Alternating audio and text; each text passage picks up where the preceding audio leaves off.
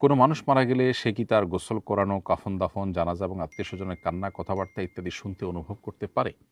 মানুষ মারা যাওয়ার পর তাকে গোসল দেবার সময়, কাফন দাফন করানোর সময় তার আত্মীয়স্বজনের মুভমেন্ট, তাদের কান্নাকাটি, তাদের কথাবার্তা ইত্যাদি মৃত ব্যক্তি পুরোপুরি অনুভব করা, শুনতে পাওয়ার কথা কোনো হাদিসে এভাবে বর্ণিত হয়নি। তবে নবী করিম সাল্লাল্লাহু আলাইহি সাল্লাম থেকে এ প্রসঙ্গে দুটি হাদিসের কথা আমরা জানি। তার একটি বর্ণনা করেছেন আনাস রাদিয়াল্লাহু তাআলা আনহু, আর অপরটি বর্ণনা করেছেন আব্দুল্লাহ ইবনে আব্বাস রাদিয়াল্লাহু তাআলা আনহু। আনাস রাদিয়াল্লাহু তাআলা আনহু বর্ণিত সহিহ বুখারীতে যে হাদিসটি বর্ণিত হয়েছে, সে হাদিসে নবী করিম সাল্লাল্লাহু আলাইহি সাল্লাম বলেছেন, কোনো ব্যক্তিকে যখন কবরে রাখা হয় এবং কবরে রাখার পরে তার আত্মীয়স্বজনরা যখন তাকে দাফন করে চলে যায়, তো মৃত ব্যক্তি তাদের চলে যাওয়ার সময় পায়ের জুতার আওয়াজ পর্যন্ত শুনতে পান।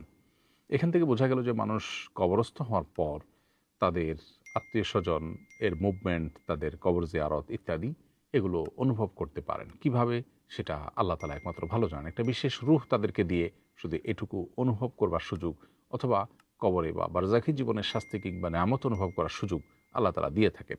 তার মাধ্যমে তারা এটি হয়তো অনুভব করে থাকেন। আব্দুল্লাহ ইবনে আব্বাস রাদিয়াল্লাহু তাআলা আনহু বর্ণিত হাদিস থেকে আমরা জানি যে নবী করিম সাল্লাল্লাহু আলাইহি ওয়াসাল্লাম বলেছেন, কোনো ব্যক্তি যদি কোনো মৃত ব্যক্তির কবরে গিয়ে সালাম পেশ করে, কবর জিয়ারত করে, এবং লোকটি যদি মৃত ব্যক্তির দুনিয়াতে পরিচিত হয়ে থাকে, তাহলে মৃত ব্যক্তি সেটা অনুভব করেন যে কে তাকে সালাম দিয়েছেন, এবং আল্লাহ তাআলা তাকে রাদ্দাল্লাহু রূহাহু, আল্লাহ এক প্রকার রূহ তার মধ্যে ফেরত দেন, যার ফলে সে সালামের জবাব বা জিয়ারতকারী ব্যক্তি যখন সালাম পেশ করে তার উত্তর বা রিপ্লাই তিনি দিতে পারেন।